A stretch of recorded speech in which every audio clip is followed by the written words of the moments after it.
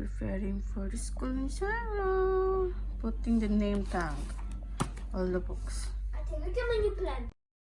Okay, fix na natin sa bag niya. So tomorrow we bring it back to school. And yung student ko, makulit. Yun yung mga gamit niya. Pero silang gamit doon. But, ang galing lang. Lahat yan free sa school. Galing yung lahat sa school. Wala kami binili dyan. Free yan ng school. Pencil lang. Dalawang may ganito. May ganito din. And meron silang clay. Eraser. Dalawang roller. Small and big. Ball pen. So, hindi naman ito nagagamit nila. Yan ang stationery. Yan ang school supply ni Sarah. Pero lahat yung bigay lang ng school, pati uniform galing sa school. Diba, Sarah? Ang binili lang namin is bag and school shoes niya. And poop school. Pero gamit sa kanila, sa school na.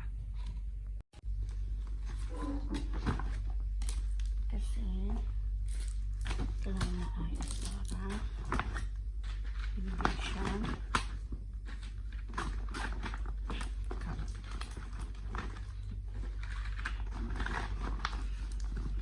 Bigat nito. Dalhin ko ito papuntang school. Ang bigat nito. Diba, Zairo? Oh, yeah. I think ito eraser yun. Asan yung isa? Eraser. Wala isa lang. May scissors din pala. Hindi ko lang makakita. In color, pencil, crayons, paintbrush. And then school supply mo palengket. Tadaan! Silin mo, dadalhin mo ito araw-araw sa kids. Oh my gosh. Meron silang color paper. Meron silang whiteboard. Diba tayo? So, ilalagay natin dito sa bag niya ang ito. Kasi mabigat yan. Ito na lang yan. Kasi mas mabigat yan. Ito kasi pwede ko siyang hila-hilain lang. Ito na pwede. Baka masira. Tapos tomorrow, wala nang laman to. Pagbalik ni Zairo galing sa school, walang laman na yung bag niya. Lunchbox na lang, bit-bit and water. Diba, Zaira? Okay, then sa... Hindi dito natin ilalagay yung mga books and notebooks. Okay, fix. Pasukin natin.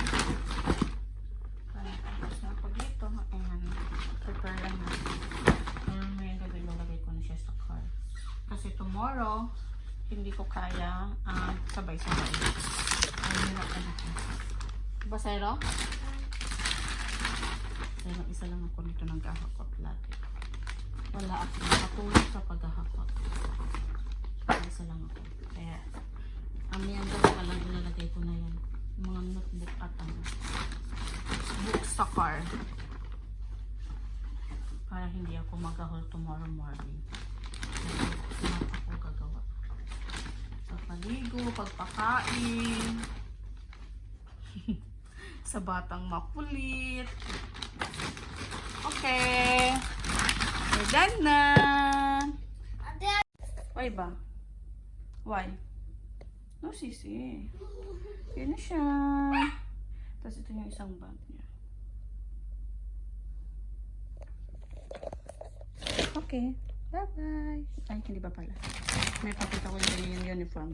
Madami siyang ganyan.